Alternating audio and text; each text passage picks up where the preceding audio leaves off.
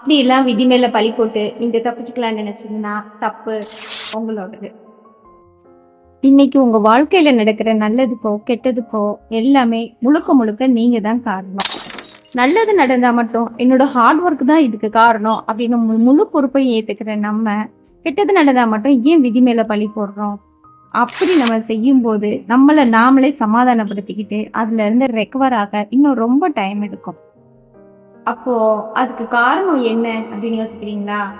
யோசிச்சு பாருங்க. இன்னையில இருந்து சரியா ஒரு வருஷம் வரைக்கும் நீங்க எதை அதிகம் பார்த்தீங்க, எதை அதிகம் பேசுனீங்க, எதை பத்தி அதிகம் கவனிச்சீங்கன்னு யோசிச்சு பாருங்க. அதுதான் உங்க வாழ்க்கையா மாறி இருக்கும்.